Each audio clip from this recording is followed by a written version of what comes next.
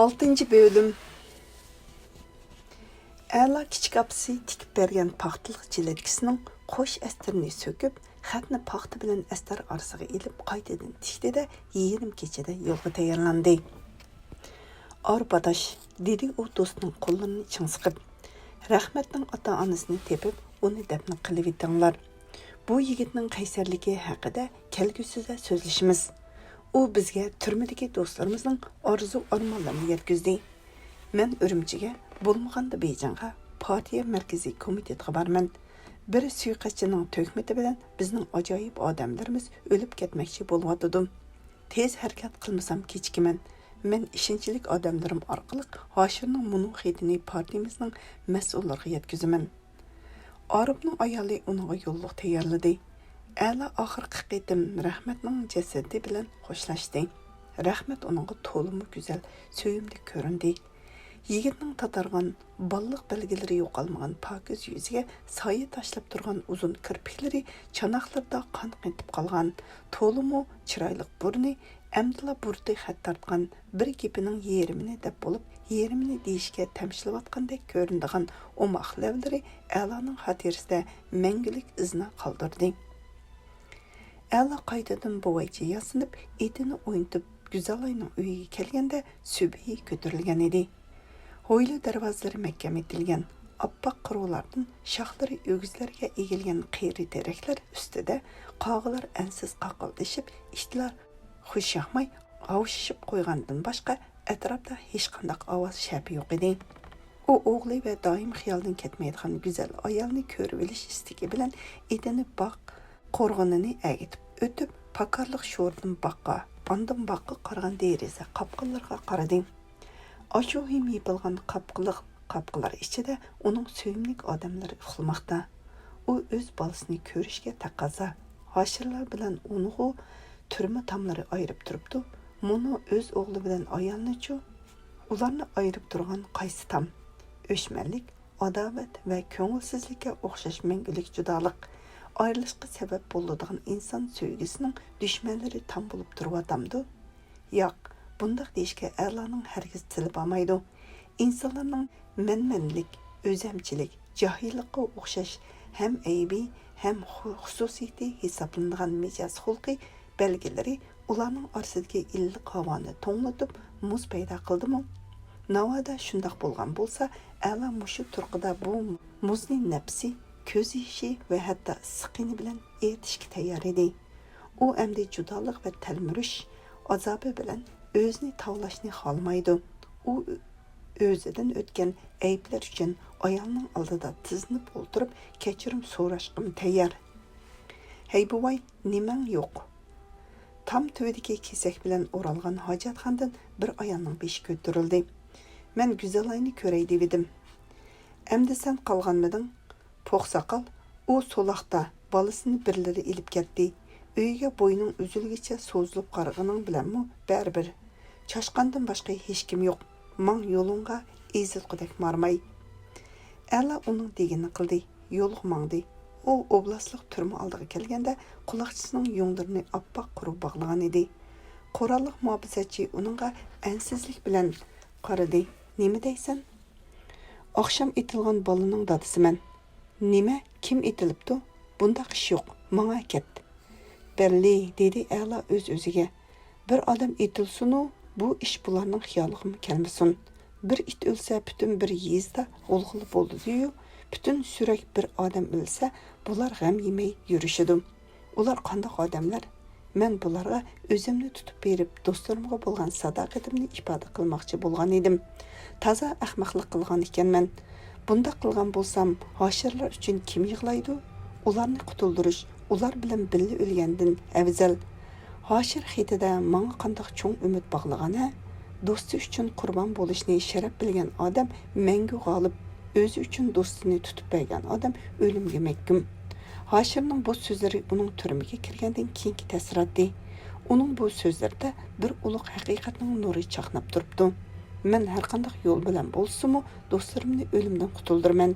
Mayli uning uchun g'ururim, insoniy qimmatim, hatto issiq jinim sarf bo'lsa-mu mayli.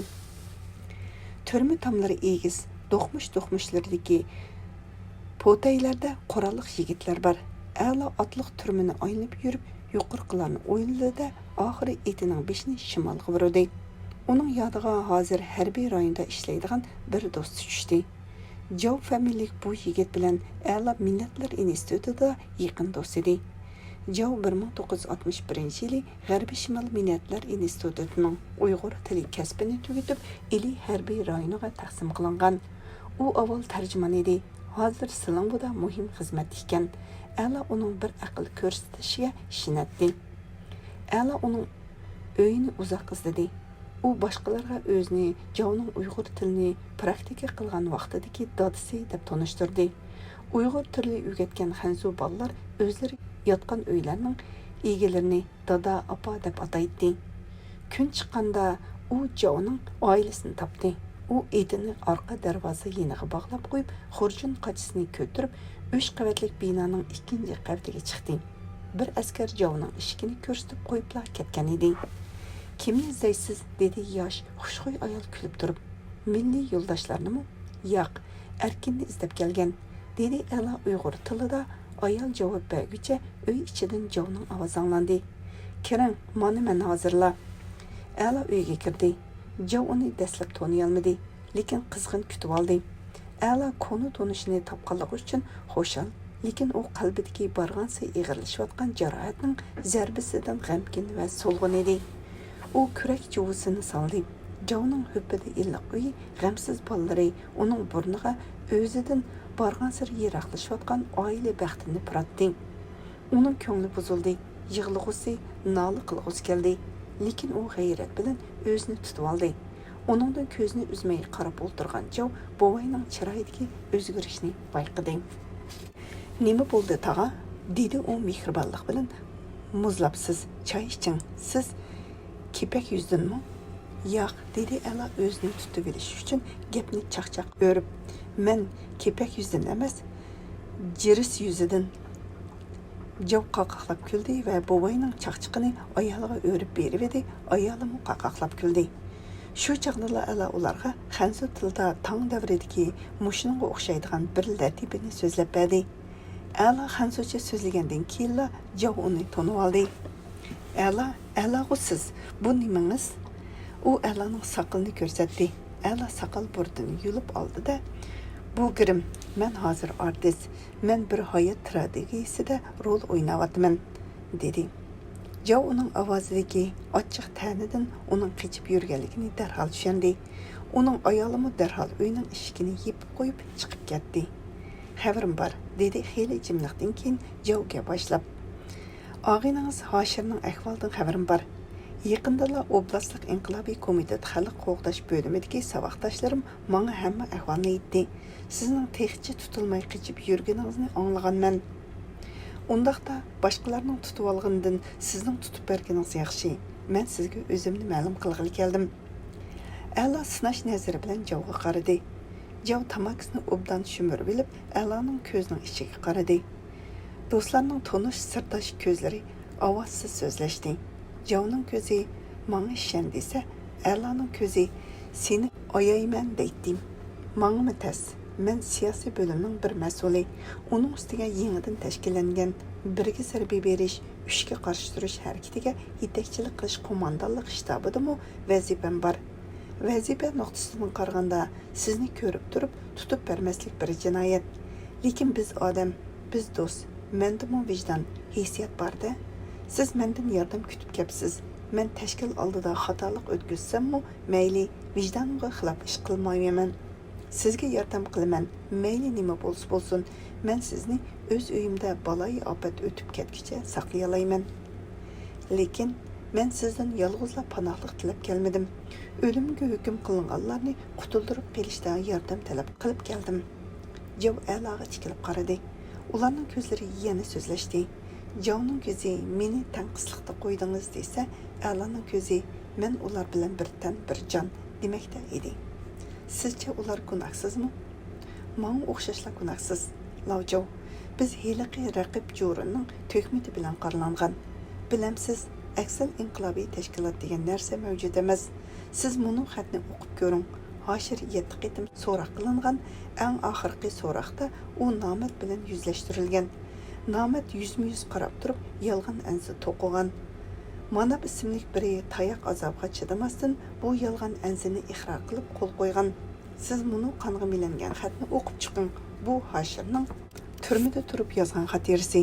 Bu xatirni turmadan elib chiqqan bola tunigan kechada qochqin sifatida aytilgan. A'lo Hashir raqib Sautovlar to'g'risida Rahmatjonning aytilishi, o'zining sarguzashtlari to'g'risida Lavjavga tafsiliy so'zlab berdi. Lavjav xiyolchanlik bilan A'lodan so'rdi. Hashir rostla shundoq sodiq, raqib suiqasdchi. Sautov bilan siz ilmga berilgan oqko'ng odamlar bo'lgan bo'lsanglar, bu bir jiddiy harakat qilmasa bo'lmaydigan ahvol ekan. Lekin oblastda bu ish hal bo'lmaydi. Men sizni harbiy mashina bilan harbiycha kiyindirib yo'lga salay. Siz Abdunum rayonlik harakatga qo'mondonlik qilish shtabidagi Li familiyalik boshliq bilan ko'rishsiz. Lavli mening yaqin do'stim. Umum milliy rayonda uzoq ishlagan. Uyg'ur adabiyoti, Uyg'ur tilida havasi kuchli bir ziyoli. Qalami yaxshi bo'lg'achqila qo'mondonlik shtabiga qo'yilgan. U sizni bir amal qilib Abdunum rayonlik inqilobiy komitetining asosiy mas'ullari bilan uchrashtiradi. Hozir jinoyatchilarni o'lim jazosiga hukm qilish huquqi Abdunum rayoniga tushirildi. Haqiqiy ahvolni uqsa, ular darhol tuzatishi mumkin. Oradan 2 kun o'tdi.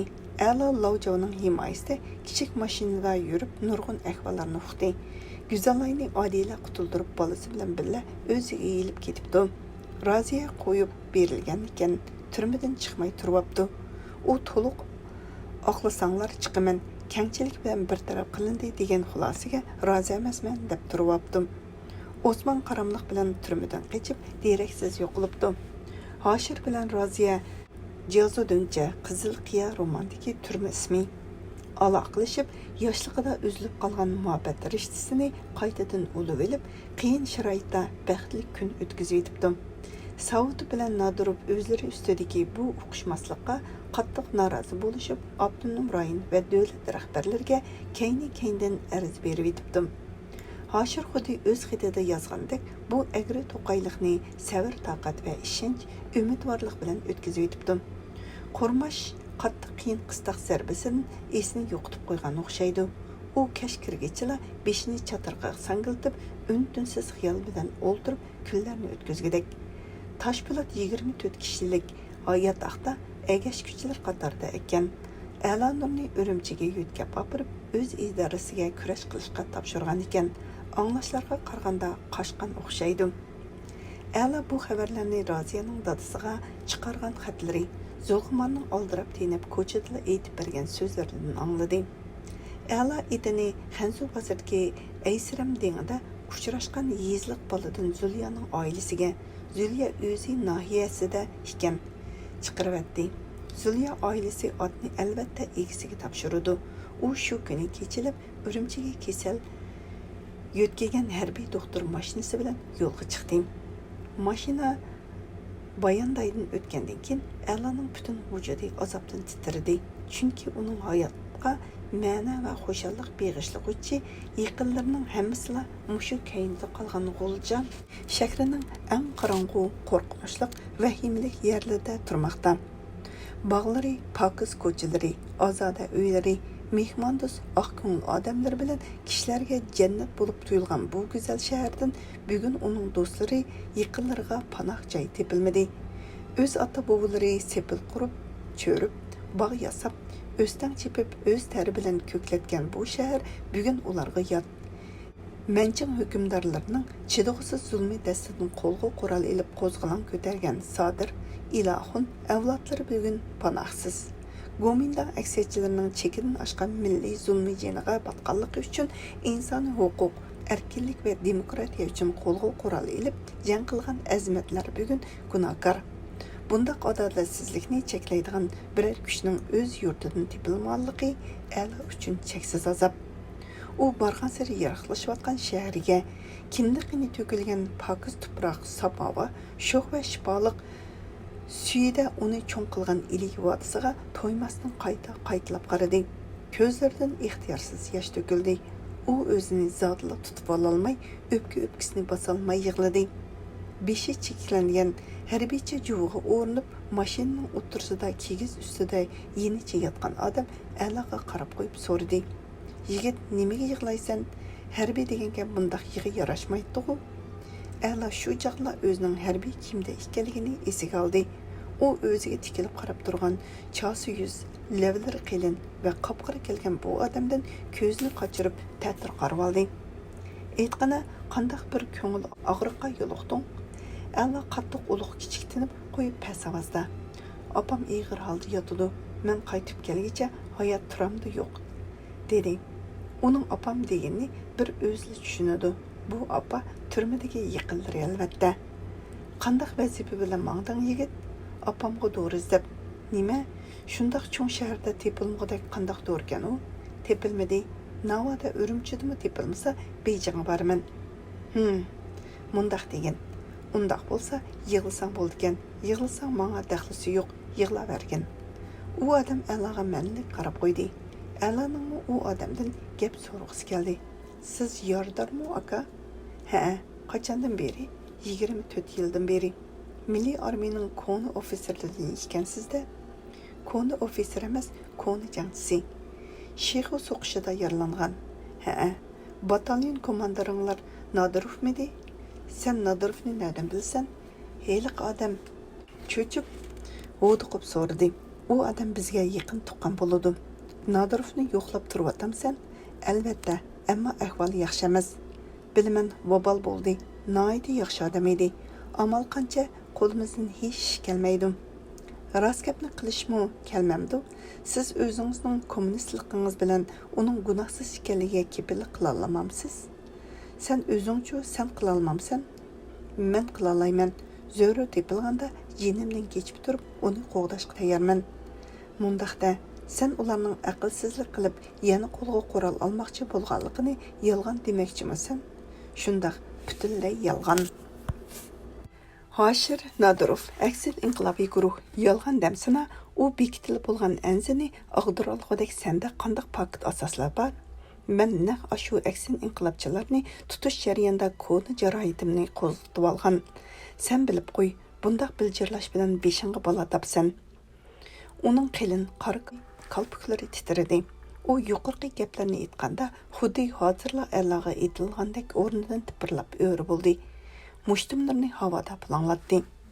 Xafa bo'lmang aka, dedi Alloh ko'nglida paydo bo'lgan g'azabini tasda yo'shirib. Bir odamni qorlash yoki oqlash hissiyat bilan bitmaydi-da, yolg'on degan ekanman. Mening o'zim tayingan paktlarim bordi, balki u mumkin emas. Siz paketda bo'lgan heliqi material yolg'on yasalgan bo'lsa-chu, sen u materialni ko'rmagan tursang, nereden bilsin? Ko'rmaganligimni siz nereden bilasiz? O'zing nima xizmat qilsan zodi, aytqina. Buni bilishning sizga hech zarurati yo'q. Siz harbiy odam, buni tushunsiz. Yarador odam jim bo'lib qoldi. U shu jim bo'lgunicha Shexoda harbiy mehmonxona yotiqida Allohga qaytlab gap qildi. Sen tex yosh, zarbaga uchirmagan, botirlik qildim deb har qism gaplarni qilaverasan.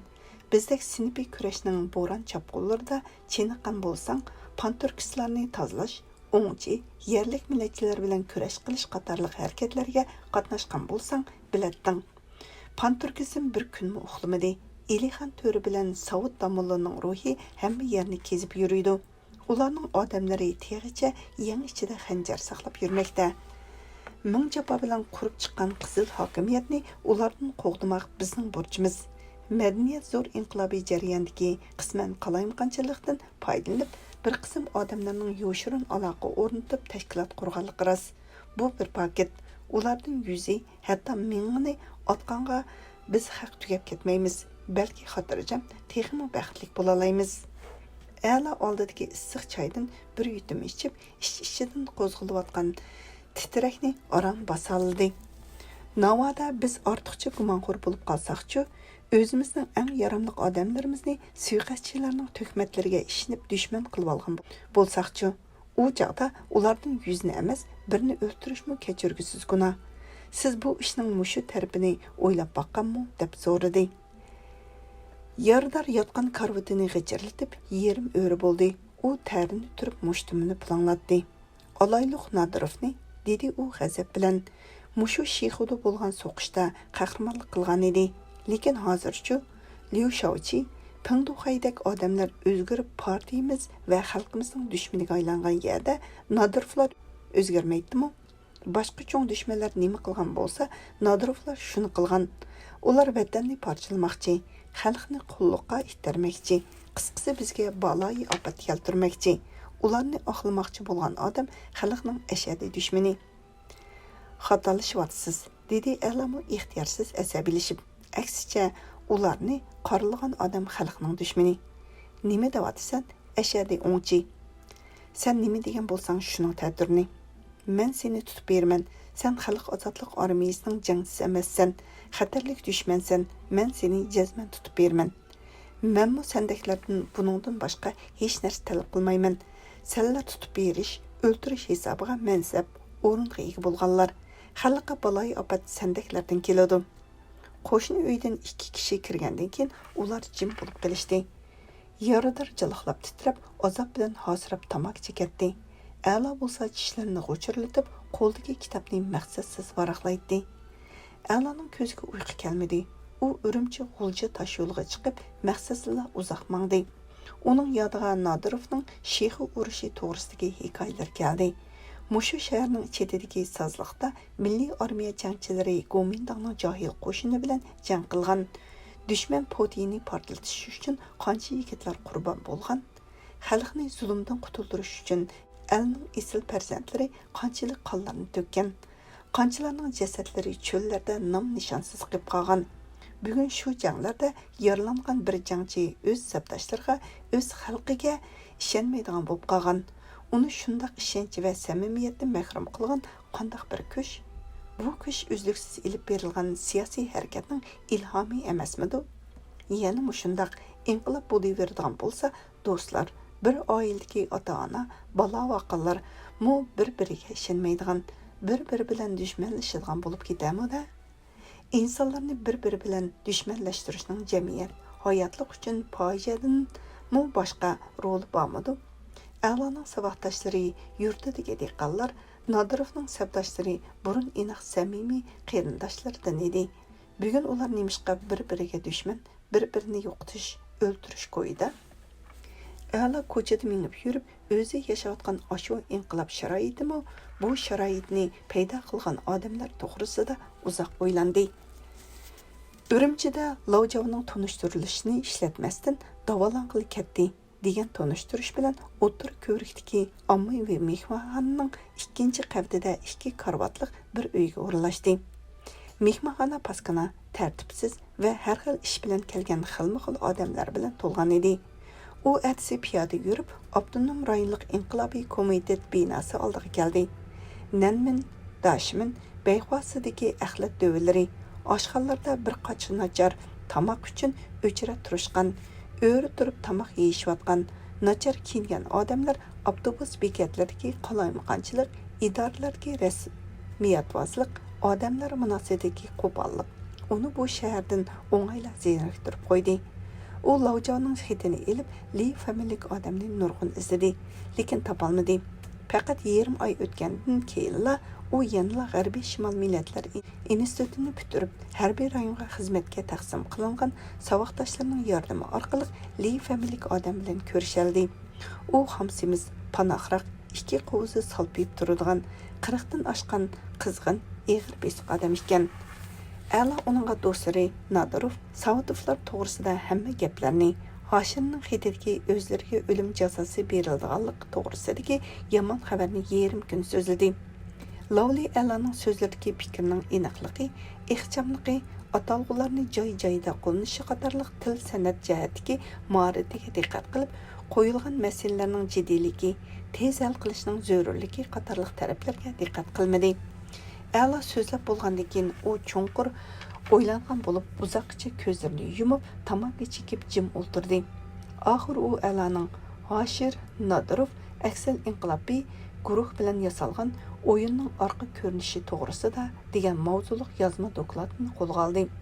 Doklad 2 xil yoziqda yozilgan edi. Lavli dokladlarni chiroyli qatlab, oldirmasdan qora sumkasiga soldi. Ma'qul, men Lavjavning degani bo'yicha bu ahvolni asosli rahbarlarning o'ziga yetkazay. Men shu rahbarning kotiblarining biri, vazifam naq mushundaq ishlar bo'yicha u kishiga yordam qilish dedim.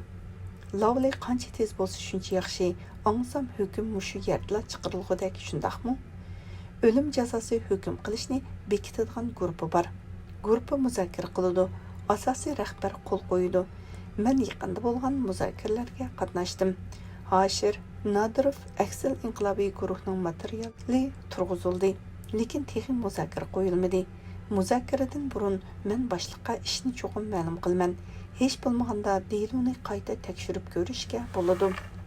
Kam so'z fikri aniq bu odamga a'lo ishondi. U ommaviy mehmonxonadan boshqa mehmonxonaga beminga yo'tkilib kelib oldi. Chunki bu mehmonxonani tekshirish ko'p bo'lmaydi.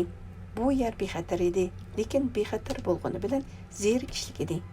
Uningga na o'quvida kitob, na o'rgangidek chet el tili material yo'q edi. U Lavlidan ilib olgan qalin daftarga xatir yozish boshladi. U xotirjamlikdan ayrilgandan beri xatir yozishni to'xtatib qo'ygan edi. Xatir yozish uning uchun ko'ngilli, chunki u xatir yozish jarayonida do'stlari, yaqinlari bilan sirlasha oladi.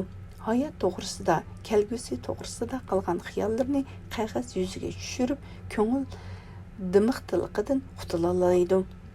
U 5 kun xatir yozdi. Xatirsi tuyuqsiz yana uzilib qoldi.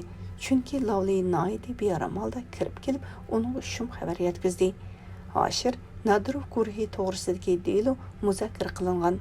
Hoshir Nadirov Savutovlarga o'lim jazosi berilgan edi. Ala xuddi tuyuqsiz o'q tekkandek gangirdi, azoblandi. Lavli, meni ashu asosiy rahbar bilan ko'rishtiring. Men uning ishiniman. Hech bo'lmasa 2 yil kechiktirish qo'shiladi. Lavlining besh tushdi. Oxir u Alani boshlab mangdi. Ala o'zining nega kelib qolganini bilmaydi. U xuddi o'zini otqili ilib ketayotgandek xudini yo'qotib qo'ygan. Lavli qo'ng'ir xurum mixlangan egri eshikni ko'rsatib, "Kiring, hamma ish qoida bo'yicha bo'lsin" dedi. Ala eshikni chekdi. Eshik ichidan "Ha" degan ovoz anglishi bilan Ala uyga kirib harbiycha chas berib, "Doklad" dedi. "Ha, nima ish?" deb so'radi pokiz kiyingan, egiz bo'y, oq yuz, qora qosh, 50 necha yoshlik odam oldida tik turgan jangchiga parvosiz qarab qo'yib, "Men sizga jiddiy bir ishni doklad qilg'ili kirdim." "Nima gap?" Boshliq Alaga tikilib qaradi. G'uljadan Aksel inqilobchi deb ayblanib, ansi bu yerga kelgan Hoshir, Nadirov, Savutovlar butunlay gunohsiz. "So'rangmisan?" "Yo'q, saqman. 100% ishonch bilan aytaman. Ular yaxshi odamlar. Ular xato holda o'limga hukm qilindi." Boshliqning ochiq keldi. U qo'pollik bilan qo'lini shiltidi. "Kallasi joyida emas-ku buning." "Yo'q, meni aytib men rost gap qilyapman. Keyin pushaymon qilasiz. Partiya xalqining eng yaxshi o'g'lonlarining jeniga zamon bo'lyapsiz. Ular tepilg'usiz yaxshi odamlar." Boshliq jangchining chiroyiga sinchilab qaradi. "Millating nima? Uyg'ur. Sen qaysi qismidan?" "Men harbiy emasman", dedi Ala beshidan harbiycha shapkasini yulib olib. "Men o'qituvchi. Siz bilan ko'rishish uchun harbiycha kiyinib olgandim. Mana bu men oqlayotgan jinoyatchilarning turmadan chiqargan xati." Ala qonga milangan xatni ichib, boshliqqa ikki qo'llab sundi. Boshliq o'rnidan turib Alaga tikilgan pedi uningga qarab mangdi.